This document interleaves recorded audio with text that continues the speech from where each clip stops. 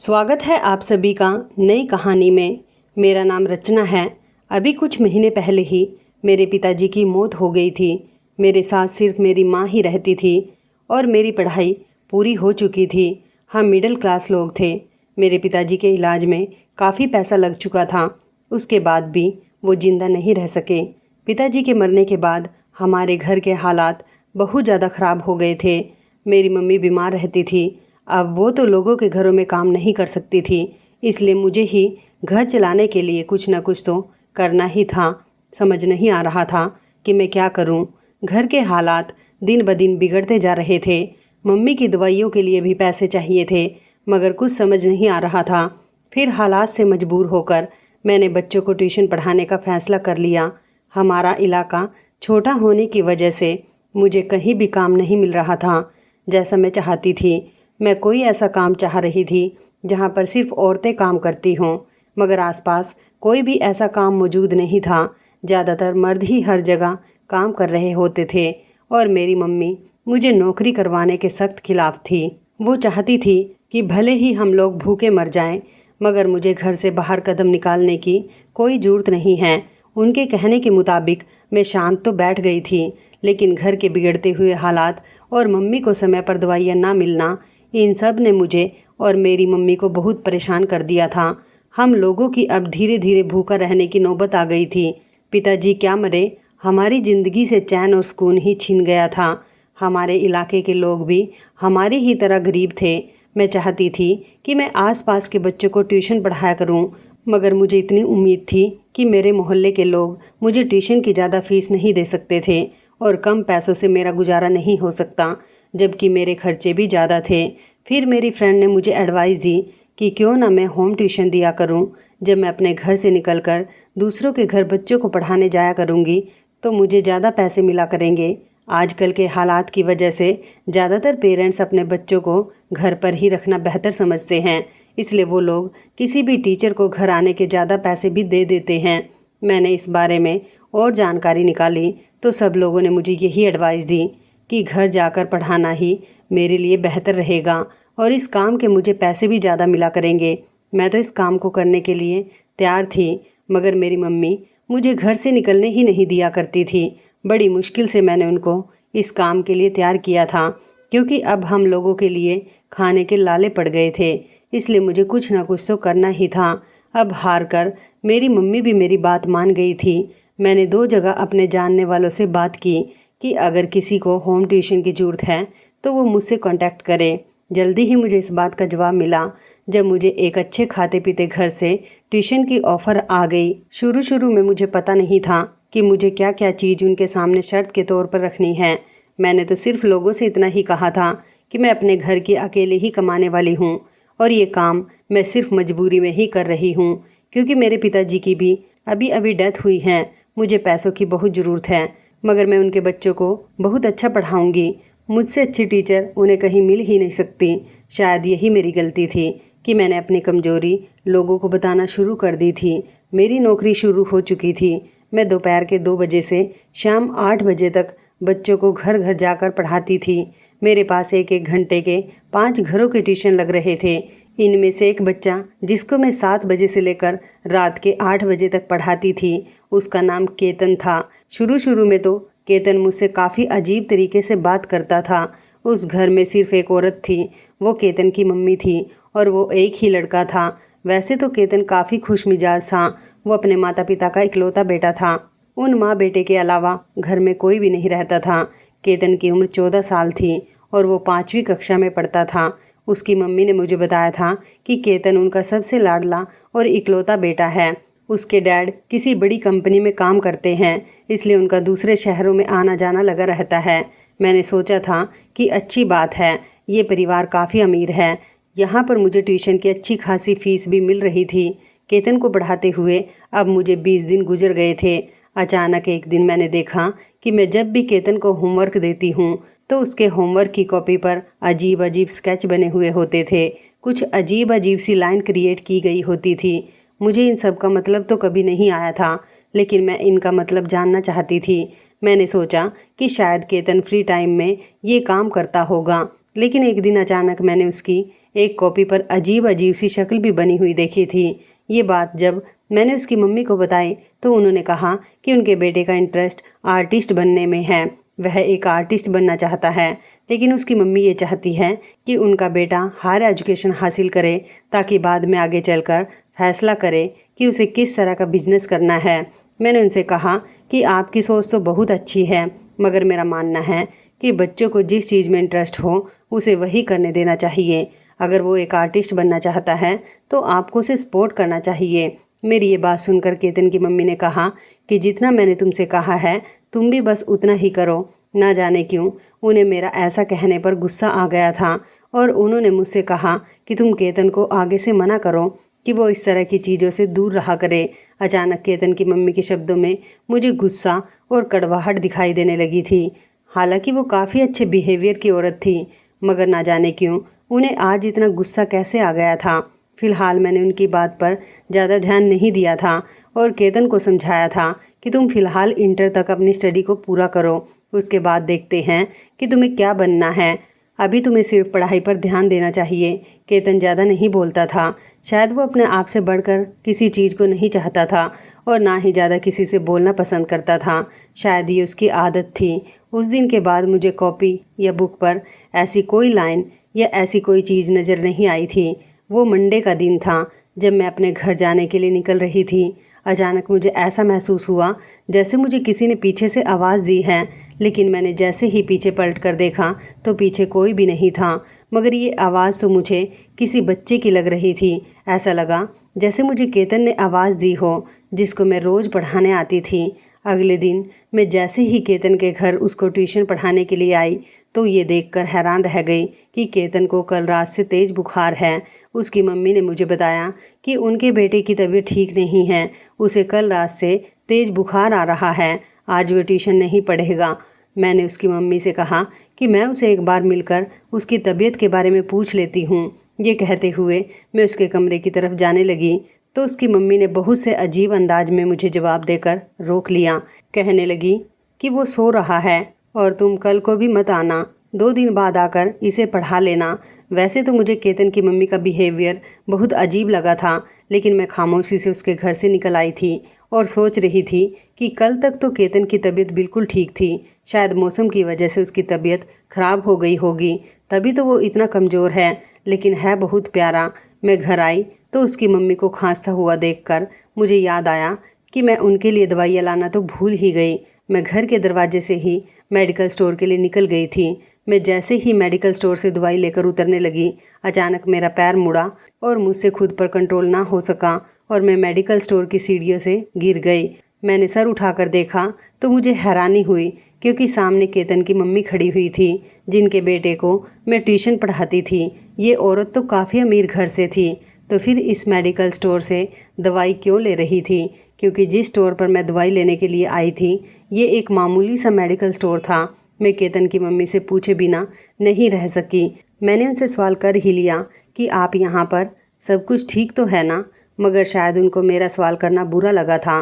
वो एकदम से चौंकते हुए कहने लगी, क्यों, क्या हुआ? मैं यहाँ पर नहीं आ सकती क्या? मेरे आने पर कोई पाबंदी है क्या? मैंने बात को संभालते हुए कहा कि नहीं नहीं, मैं तो बस इतना कह रही थी कि आज से पहले मैंने आपको यहाँ कभी नहीं देखा ना। दरअसल मैं अपनी मम्मी की दवाई लेने के लिए यहाँ पर आती जाती रहती हूँ। आज आप यहाँ पर आई हो, क्या हुआ? केतन की तबीयत तो ठीक है ना? इस बात पर केतन की मम्मी ने कहा कि तुम बोलती बहुत हो, कम बोला करो। ये कहकर वो मेरे बराबर से होकर गुजर गई। इस औरत का बिहेवियर मुझे बहुत अजीब लग रहा था। ये औरत आखिर ऐसे बिहेव मेरे साथ कैसे कर सकती थी? क्योंकि इससे पहले तो वो मेरे साथ बहुत अच्छे से रहती थी। अभी 2 दिन से इनका बिहेवियर मेरे साथ बहुत ज़्यादा कड़वा होता जा रहा था। मैं अपने घर आ गई थी। घर आई तो मम्मी ने मुझे सोच में गुम होते हुए देखकर पूछा कि क्या हुआ रचना, कोई बात है क्या? मैंने कहा, मम्मी कुछ नहीं, मैं एक बच्चे को ट्यूशन पढ़ाती हूँ। उसकी माँ मुझे अभी मेडिकल स्टोर पर मिली थी। उनका बिहेवियर मेरे साथ बहुत कड़क था। न जाने अमीर लोग ऐसे क्यों होते हैं, पैसे तो कमाने लग जाते हैं और अपने घर की हर ऐशो आराम में बिजी हो जाते हैं, जबकि वो अपने बच्चों को ज़िंदगी में उलझने के लिए छोड़ देते हैं। तो मेरी मम्मी ने मेरी तरफ देखा और कहने लगी, अरे मेरी बेटी, यही तो दौलत की बात है। बड़े लोग ऐसे ही होते हैं। अगर एक बार दौलत की हवस लग जाए तो सारे रिश्ते नाते पीछे छोड़ने पड़ जाते हैं। एक बेचैनी सी होने लगती है कि बस किसी तरह से पैसा मिल जाए। मैंने अपनी मम्मी से कहा, मैं जानती हूँ मम्मी कि पैसा बहुत ताकत रखता है, मगर ऐसी भी क्या बेचैनी कि अपने ही बच्चों का दुश्मन हो जाना बेहतर लगता है। अगर कोई दूसरा इन लोगों के बच्चों पर ध्यान दे या उनके लिए सहारा बन जाए तो इन अमीर लोगों को वो बात भी बर्दाश्त नहीं होती। मेरी मम्मी मुस्कुराते हुए कहने लगी, यही बात तो है मेरी बेटी, मैं भी तुम्हें यही समझाने की कोशिश कर रही हूँ कि ये अमीर लोग दौलत के साथ साथ लोगों को भी अपने वास्ते रखना चाहते हैं। इन लोगों का मकसद इतना होता है कि हमें दौलत मिल गई तो हम दूसरे लोगों पर भी अपना हुक्म चला सकते हैं। मैंने कहा, मम्मी, भगवान ने हमें गरीब बनाया। भगवान की कृपा से पिताजी के सामने हमारे पास किसी चीज़ की कोई परेशानी नहीं थी, लेकिन पिताजी के मरने के बाद हमारे घर के हालात ख़राब हो गए। हम लोग भले ही गरीब हो गए, मगर भगवान ने हमें रिश्तों की कदर करना तो सिखाया ही है। मेरी मम्मी ने मुस्कुराते हुए मेरे हाथ में अपना हाथ थाम लिया और कहने लगी कि अच्छा, तुम अब आराम करो, मैं तुम्हारे लिए खाना लेकर आती हूँ, तुम थक गई होगी। समय इसी तरह से गुजरता जा रहा था। वो वेडनेसडे का दिन था जब मैंने देखा कि केतन, जिसे मैं ट्यूशन पढ़ा रही हूँ, बड़े ही गौर से एक बुक को लगातार देखे जा रहा था। मैंने उसे उसकी तरफ देखकर कहा कि क्या कर रहे हो तुम? तुम्हारा ध्यान पढ़ाई की तरफ नहीं है। मैं कब से तुमसे एक ही सवाल पूछे जा रही हूँ और तुम मेरे सवाल का कोई जवाब नहीं दे रहे। केतन ने कहा, मैम, अगर मैं आपको कोई जवाब दूंगा तो आप खुश हो जाओगी, लेकिन ये बात मेरे लिए सही नहीं रहेगी और मेरी सेहत पर इसका बुरा असर पड़ेगा। मैंने केतन से कहा, केतन, तुम्हारी बातों का क्या मतलब है और तुम क्यों इतनी गहरी बातें करते हो? और अभी तो तुम बच्चे हो और तुम्हें सिर्फ पढ़ाई और अपने खेल कूद पर ही ध्यान देना चाहिए, इतनी बड़ी बड़ी बातों पर नहीं। तुम्हारी बात मेरी समझ नहीं आ रही। तुम मुझे आसान शब्दों में बताओ कि तुम क्या कहना चाहते हो। फिर केतन ने मुझसे कहा कि मैं तो आपको कुछ भी नहीं बताना चाहता, बस आज के लिए इतना ही काफ़ी है। मैं थक गया हूँ मैम, बाकी का कल पढ़ेंगे। मैंने कहा, केतन, लेकिन अभी तो तुम्हारा होमवर्क भी कंप्लीट नहीं हुआ है। जिस पर केतन ने कहा, मैंने आपसे कहा ना कि बस आज के लिए इतना ही बहुत है, आप क्यों मुझसे इतनी बहस कर रही हो? मैंने कहा, जैसा भी हो, मैं तुम्हारी टीचर हूँ और टीचर एक माँ की तरह होती है। तुम मुझसे इस तरह से बात नहीं कर सकते, मुझे अच्छा नहीं लगता। जिस पर केतन ने गुस्सा करते हुए मेरी तरफ देखकर कहा, खबरदार, जो आपने अपने आप को मेरी मम्मी की जगह कहा तो आप तो बहुत अच्छी हो और मैं आपकी इज्जत करता हूँ। इसका मतलब ये नहीं कि आप मेरी माँ बनने की कोशिश करो, क्योंकि मेरी माँ की जगह आप कभी नहीं ले सकती। मैंने गौर से केतन की तरफ देखा, जिसकी आंखें और जुबान एक जैसी भाषा नहीं बोल रही थी। मैं खामोश हो गई और अपना बैग लेकर वहाँ से जाने लगी। तभी अचानक मेरा सामना केतन की मम्मी से हो गया। मैंने उन्हें देखकर नमस्कार किया तो उन्होंने मेरे नमस्कार का जवाब देते हुए कहा कि ये रही तुम्हारी 1 महीने की एडवांस फीस और कल तुम यहाँ मत आना, क्योंकि हम लोगों को कहीं जाना है और तुम परसों ही आना। मैंने थोड़ी नरमी से कहा कि आपकी बात ठीक है, लेकिन परसों से आपके बेटे के टेस्ट शुरू हो रहे हैं और मुझे लगता है कि उसको पढ़ने की ज़रूरत है। अगर इसी तरह केतन की छुट्टियां होती रही और उसको गैप मिलता रहा तो उसने जितना भी पढ़ा हुआ है वो सब कुछ भूल जाएगा और उसके मार्क्स भी अच्छे नहीं आएंगे। मेरी बात सुनकर तो अचानक केतन की मम्मी को गुस्सा आ गया था। वो कहने लगी, अरे लड़की, तुम्हें क्या हो गया है? मेरा बेटा थोड़ी ना तुमसे डॉक्टरी पढ़ रहा है जो एक दिन छुट्टी करने से इसका नुकसान हो जाएगा। अभी तो वो बच्चा है और छोटी ही क्लास में है। बच्चों पर इतना फ़र्क नहीं पड़ता और तुम्हें ज़्यादा उसकी माँ बनने की ज़रूरत नहीं है। इतनी भी गहराई में सोचने की ज़रूरत नहीं है। केतन की मम्मी की बातें सुनकर मैं तो शर्मिंदा सी हो गई। कितना कड़वा बोलती है ये औरत। मुझे वहीं छोड़कर केतन की मम्मी अंदर जा चुकी थी।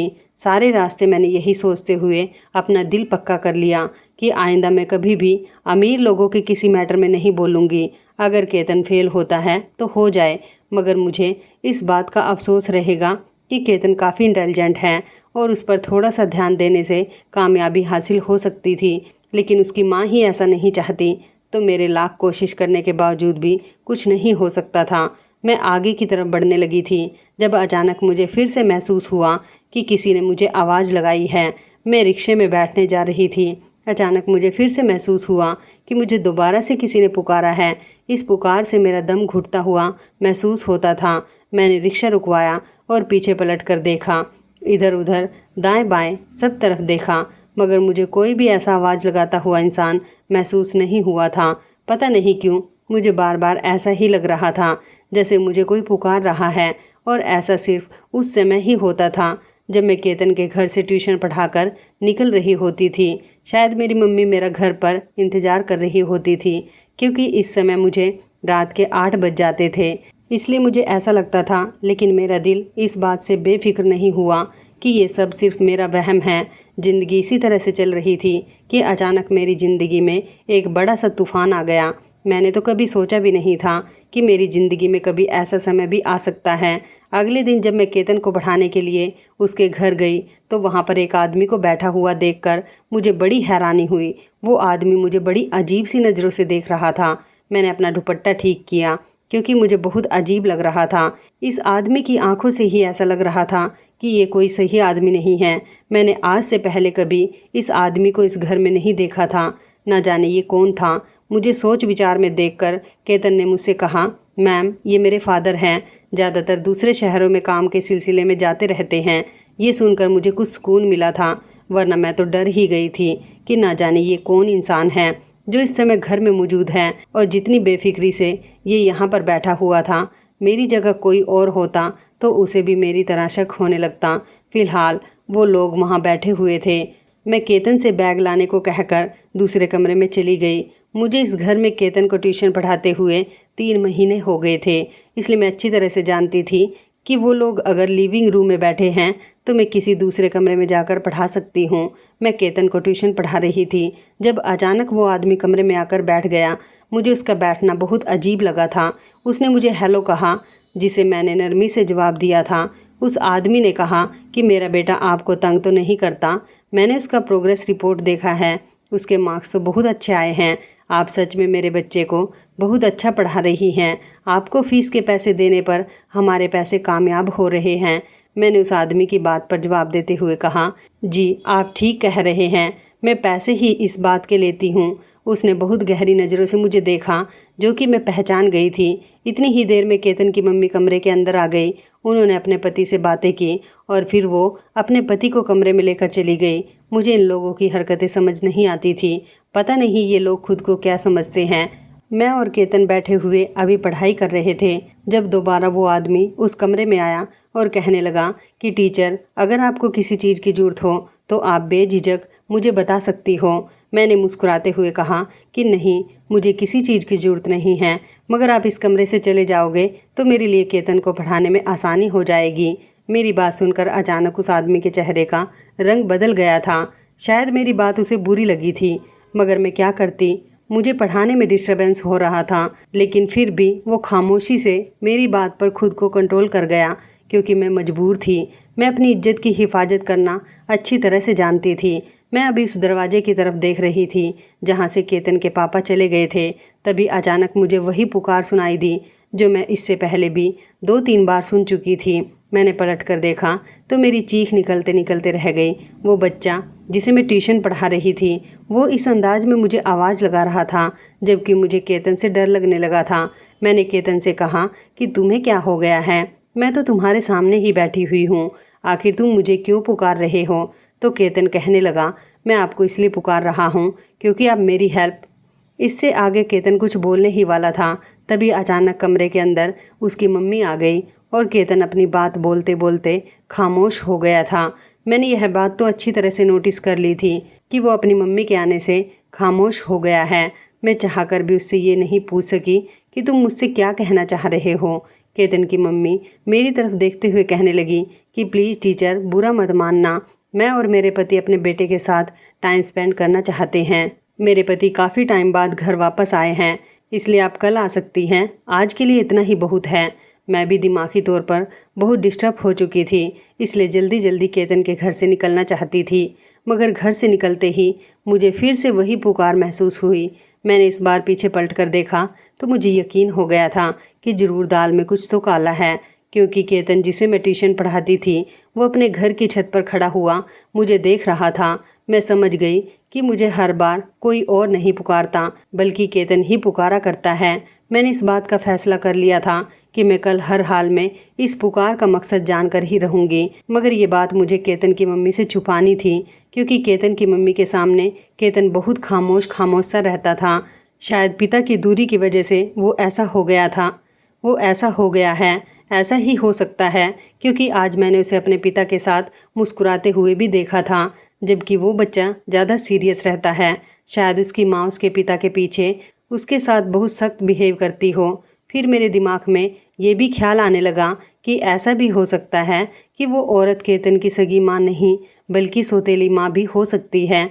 मैं इन लोगों के बारे में ज़्यादा जानती ही क्या थी, सिर्फ इतना कि केतन के पिता दूसरे शहर में काम करते थे, ज़्यादातर अपने बेटे से दूर ही रहते थे, और उसकी माँ खुद किसी कंपनी में जॉब करती है। और इन 3 महीनों में मैंने भी किसी रिश्तेदार या किसी पड़ोसी को उसके घर पर आते जाते नहीं देखा।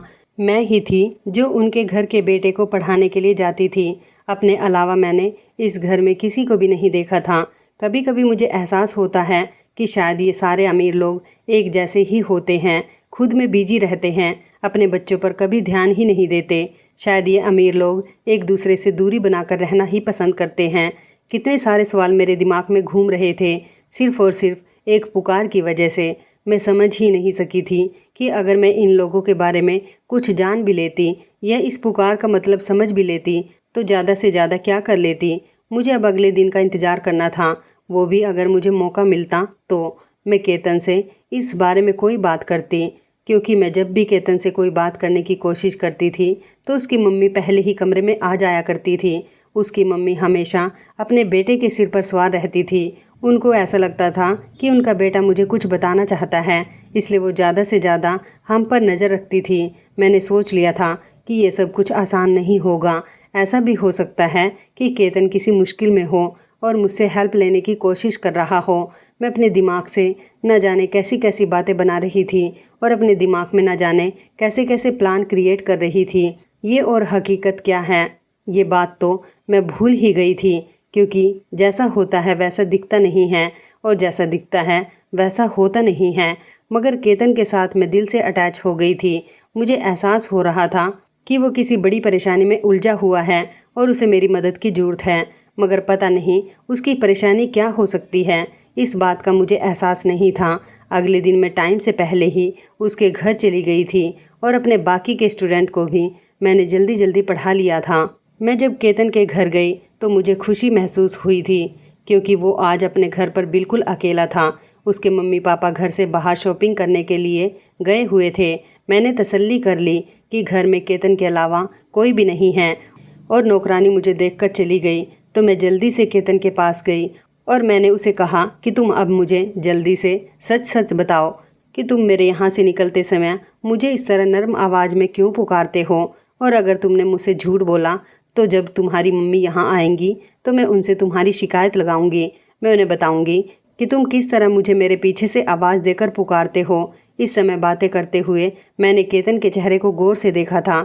उसके चेहरे के रंग बदलते जा रहे थे। वो काफ़ी सीरियसनेस से मेरी तरफ देखते हुए कहने लगा, अगर आपने मेरी मम्मी से मेरी शिकायत की और उनको ये सब बता भी दिया तो वो आपकी बात पर यकीन नहीं करेंगी और आपको भी पिछली दोनों ट्यूशन टीचर की तरह इस जॉब से निकाल देंगी। जितना मैं आपके बारे में जानता हूँ, आपको मेरी ज़िंदगी में इंटरेस्ट लेने के बजाय अपनी सैलरी से मतलब रखना चाहिए। मैं इतने छोटे बच्चे के मुंह से इतनी बड़ी बड़ी बातें सुनकर हैरान हो गई थी, मगर फिर भी मेरा सवाल वहीं पर था। मैंने उससे कहा, तुम मुझे सीधी तरह बताओ कि तुम मुझे क्यों पुकारते हो। तो मेरी बातों का उसने बड़े ही अजीब ढंग से जवाब दिया था। तो वो कहने लगा कि बस इतना समझ लो कि जिस तरह आपको मुझे ट्यूशन पढ़ाने के पैसे मिलते हैं, ऐसे ही आपको पुकारने के मुझे भी पैसे मिलते हैं। मैंने गुस्से से उसकी तरफ देखकर कहा कि तुम पागल हो गए हो क्या? ये तुम किस तरह की बातें कर रहे हो? मैं तुमसे कुछ पूछ रही हूँ और तुम मुझे क्या जवाब दे रहे हो? इस बात पर केतन ने कहा, यही तो मैं भी कह रहा हूँ कि आप मुझे यहाँ पर पढ़ाने आई हो। आपने पढ़ाई छोड़कर न जाने पुकार पुकार क्या लगा रखा है। अब मुझे समझ नहीं आ रहा कि आप किस बारे में बात कर रही हो। मेरा मन करने लगा कि मैं अपना सिर पीट लूं। ये इतना सा बच्चा मुझे किस तरह से बातों में घुमा रहा था। इससे पहले मैं उसे कुछ और सवाल करती, अचानक मुझे गाड़ी के हॉर्न की आवाज़ सुनाई दी। ये गाड़ी की आवाज़ केतन के मम्मी पापा की गाड़ी की थी। इसका मतलब ये था कि उसके मम्मी पापा आ चुके हैं। मैं उसको बुक्स खोलकर पढ़ाने में लग गई और अपने दिमाग से इन सारी बातों को झटक चुकी थी। ये लोग मुझे भी पागल ही बना रहे थे। शायद इन लोगों का मकसद ही यही था कि अपनी बातों में दूसरों को उलझा कर रखे। उसको पढ़ाने के बाद मैं अपने घर आ गई थी, मगर घर आने के बाद मुझे सुकून नहीं मिल रहा था। मैं सारी रात यही बात सोचती रही कि केतन के बिहेवियर से मैं अच्छी तरह से वाकिफ़ हूँ, मगर उसके पिता में ज़रूर कुछ तो गड़बड़ है। उसका पिता मुझे बहुत अजीब नज़रों से घूरता रहता था।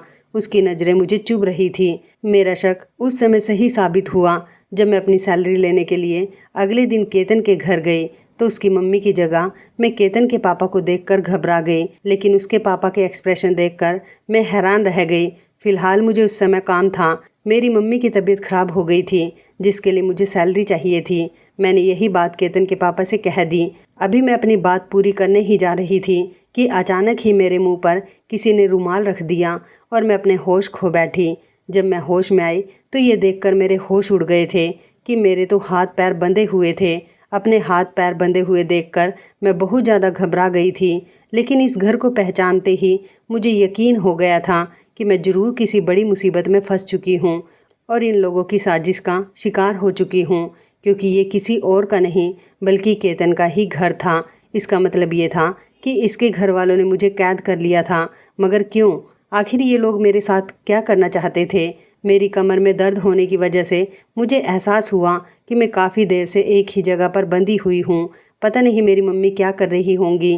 वो ज़रूर मेरे लिए परेशान हो रही होंगी, क्योंकि रात का समय था और मुझे घर जाने में थोड़ी भी देर हो जाती थी तो मेरी मम्मी परेशान हो जाया करती थी और उनकी तो तबीयत भी ख़राब थी।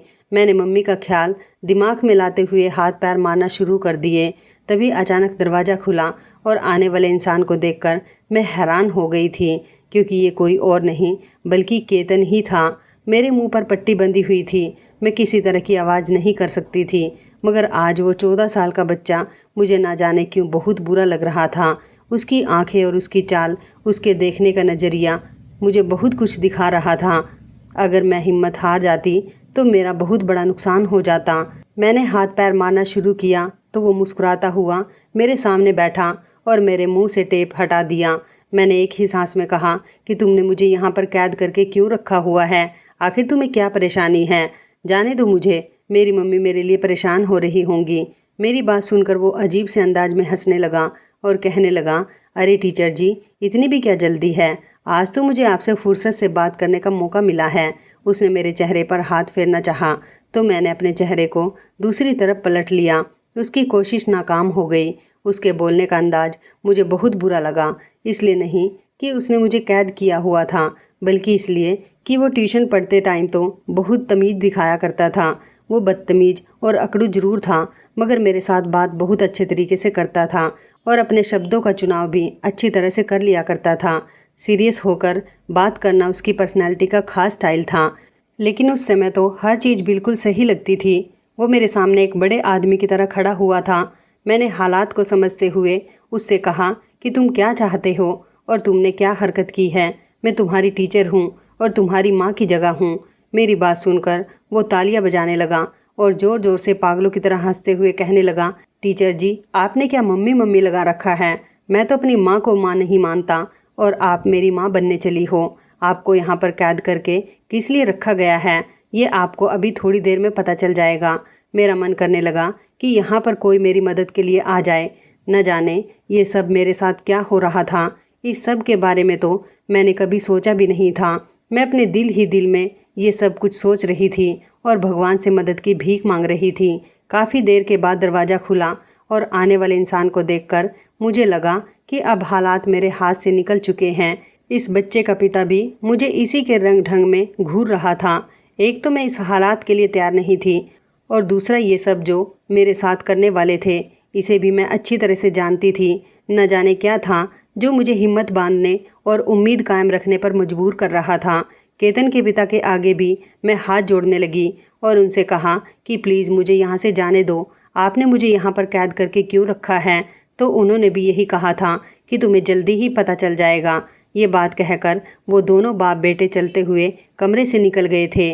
उनके जाते ही अचानक दो मोटे मोटे चूहे कमरे में आ गए थे, जिनको देखकर मेरी चीखें निकल गई वो चूहे मेरी तरफ ध्यान से देख रहे थे और शायद काफ़ी दिन के भूखे थे, तो उन्होंने मुझे काटना शुरू कर दिया। मैं ज़ोर ज़ोर से चिल्ला रही थी। उन लोगों तक मेरे चिल्लाने की आवाज़ जा रही थी, मगर दोनों बाप बेटे पत्थर बने बैठे रहे। बाहर से ज़ोर ज़ोर से टीवी चलने की आवाज़ आ रही थी। ये बात मुझे बहुत बेचैन कर रही थी कि ये लोग आखिर क्या करना चाहते हैं। मैं जब हिलते डुलते कुर्सी पर से गिर गई तो एकदम से वो चूहे भाग गए थे। इन चूहों ने मेरे पैर में जख्म कर दिए थे। ये तकलीफ़ मेरे लिए बर्दाश्त करने के काबिल नहीं थी। अभी मैं इस तकलीफ़ से नहीं गुजरी थी कि दोबारा से दरवाज़ा खुला और वो दोनों बाप बेटे अंदर दाखिल हुए थे। उनके हाथों में 2 बड़ी बड़ी बोतलें थीं जिसके अंदर बहुत सारे काले चूहे थे। मैंने ये देखकर अपनी पूरी ताकत लगाकर चीखना चिल्लाना शुरू कर दिया। मुझे लगा कि अब मेरी मौत हो जाएगी। मेरा शरीर पूरी तरह से पसीने से भीग चुका था। इन लोगों ने जैसे ही वो बोतल खोली, अचानक मैं बेहोश हो गई थी। अगली बार जब मेरी आँख खुली तो मैंने खुद को अपने घर पर पाया था। काफ़ी देर तक मुझे समझ नहीं आई कि ये सब कुछ क्या हुआ है। अचानक सिर में होते हुए दर्द से एहसास हुआ कि मेरे सर पर पट्टी बंधी हुई है।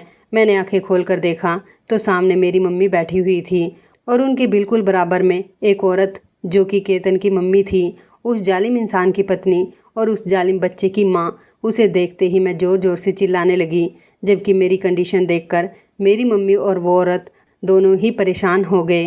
केतन की मम्मी ने मेरा हाथ थामकर मुझे संभालने की कोशिश की, जबकि मैंने उनका हाथ झटक दिया और अपनी मम्मी से गले लगकर बैठ गई।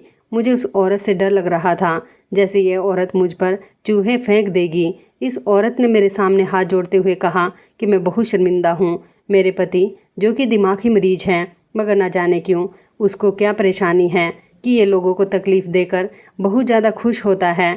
मेरे पति का दूसरी कंट्री में इलाज चल रहा है। मुझे लगता है कि वो सही हो गया है, मगर मेरे बेटे में भी इसी जैसी बीमारी पाई गई है। मेरे बेटे ने तुम्हारे साथ जो कुछ किया, मैं जब मार्केट से वापस आई तो तुम्हारे चिल्लाने की आवाज़ सुनी तो तुम बेहोश हो चुकी थी। मैं तुम्हें यहाँ लेकर आ गई। प्लीज़ मुझे माफ़ कर दो। मैंने अपने पति और बेटे को पागल खाने में भेज दिया है। वहाँ उनका पूरी तरह से इलाज होगा। मैं तुमसे बहुत शर्मिंदा हूँ। मैं ये कुछ पैसे तुम्हें देने के लिए आई हूँ। ये तुम्हारे इलाज के लिए हैं। उम्मीद करती हूँ कि तुम मुझे माफ़ कर दोगी। आइंदा हमारी वजह से तुम्हें कभी कोई तकलीफ़ नहीं होगी।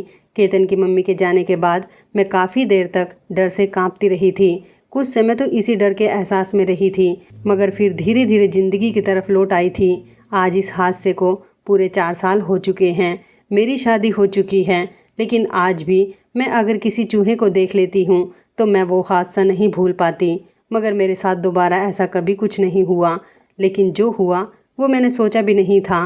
कुछ समय बाद मेरा उस रास्ते से गुजरना हुआ तो पता चला कि केतन की मम्मी भी किसी बड़ी बीमारी की वजह से अस्पताल में एडमिट हैं। केतन और उसके पिता पूरी तरह से पागल हो चुके हैं। मुझे ये सुनकर बहुत अफसोस हुआ, मगर मैं आज भी भगवान का धन्यवाद करती हूँ कि उसने मुझे सेहतमंद इंसान बनाकर दुनिया में भेजा और ज़िंदगी गुजारने के तरीके बताए। मेरी ज़िंदगी अच्छी गुजर रही है। भगवान की कृपा से सब कुछ ठीक हो गया। मेरा पति बहुत अच्छा इंसान है। मेरी मम्मी भी हम लोगों के साथ ही रहती है। उस दिन के बाद से मैं अपनी ज़िंदगी बहुत डर डर कर गुजार रही थी, मगर भगवान ने धीरे धीरे मेरी ज़िंदगी को पूरी तरह से बदल कर रख दिया जब मेरी मुलाकात उस लड़के से हुई जिसकी अब मैं पत्नी हूँ। मेरे पति भी ट्यूशन टीचर हैं और उसके स्कूल में भी अच्छी जॉब लगी हुई है। उसे मैं पसंद आ गई थी। उसने मेरे घर पर रिश्ता भेज दिया और इस तरह हम दोनों की शादी हो गई थी। और उसने कहा था कि वो मेरी माँ को भी अपनी माँ की तरह ही अपने घर में जगह देगा, क्योंकि उसके माता पिता तो थे नहीं, इसलिए वो मेरी मम्मी को ही अपनी मम्मी मानता था। मुझे आज भी केतन और उसके पापा जैसे लोगों से बहुत डर लगता है, मगर भगवान की कृपा से मैं धीरे धीरे सब कुछ भूल रही हूँ। तो इस कहानी के बारे में आपकी क्या राय है, कमेंट करके ज़रूर बताइएगा। दोस्तों, आपको हमारी ये कहानी कैसी लगी, आप हमें कमेंट बॉक्स में ज़रूर बताएं। यदि आपके पास भी ऐसी कोई प्यारी सी कहानी है या फिर ऐसी कोई कहानी जिससे कुछ शिक्षा मिले, तो आप हमारे साथ उसको ज़रूर शेयर करें। दोस्तों, यदि आपको हमारी ये वीडियो अच्छी लगे तो आप हमारी इस वीडियो को लाइक शेयर ज़रूर करें और ऐसी ही दिल को छू लेने वाली प्रेरणादायक कहानियाँ सुनने के लिए हमारे चैनल को भी सब्सक्राइब करें। यदि आप हमें फेसबुक पर देख रहे हैं तो आप हमारे फेसबुक पेज को लाइक और फॉलो ज़रूर करें। तो दोस्तों फिर मिलते हैं ऐसी ही ज़बरदस्त कहानी या टिप्स के साथ नई वीडियो में। तब तक के लिए धन्यवाद। आप सभी अपना ख्याल रखना। आपका दिन शुभ व मंगलमय हो।